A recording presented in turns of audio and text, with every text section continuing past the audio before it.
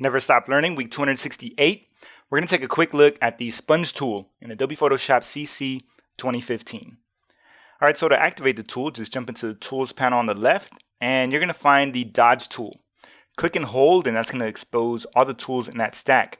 I already have a video on the Dodge tool that's going to work with your highlights. I have a video on the Burn tool, which is going to help you out with your shadows. And now we're working with the Sponge tool, which is going to work with our color. All right, so I got this guy activated, and let me just give you a quick demo on how this works.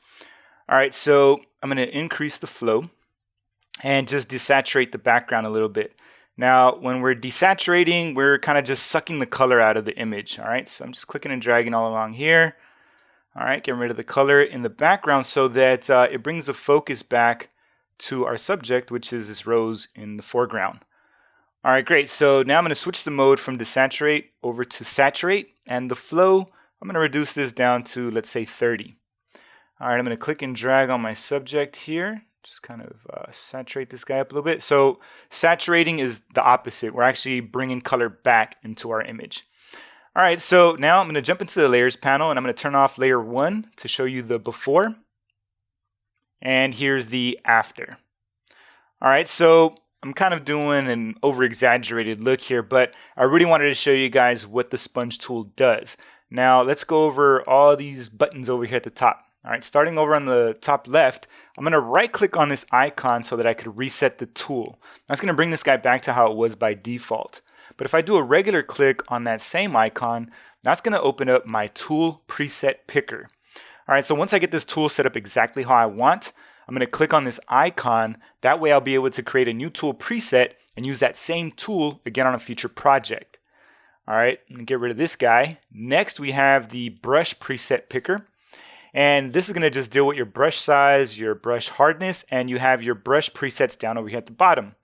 You can even save off a brush preset by clicking on this icon here. And whenever you see these gear wheels, you're going to see some additional options in there. All right. So next we have this icon that looks like a folder. Clicking on that once is going to bring up the brush panel for us.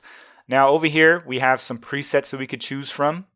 But over here, this is where the good stuff is. Brush tip shape. Working in this section, this is going to customize your brush exactly how you need it for your particular project. All right, if I come back over here and click on that same icon, it's actually going to dismiss the brush panel for me. Now, as I'm working away and I have this tool activated, I can always right-click on my document to bring up the brush preset picker. But the cool thing is it's going to bring it right next to my cursor. I'm able to change the size, hardness. I have my presets down over here. And there's no need for me to go all the way up to the top over here for the UI. All right, next let's go to mode. And currently it's set to desaturate, but if you click on this drop-down menu, you have access to saturate. Now I was able to cycle through those two using a keyboard shortcut of Shift+. It's going to go one direction. If you do minus, it goes in the opposite direction. But because there's only two options, it basically just bounces back and forth. All right, next you have flow.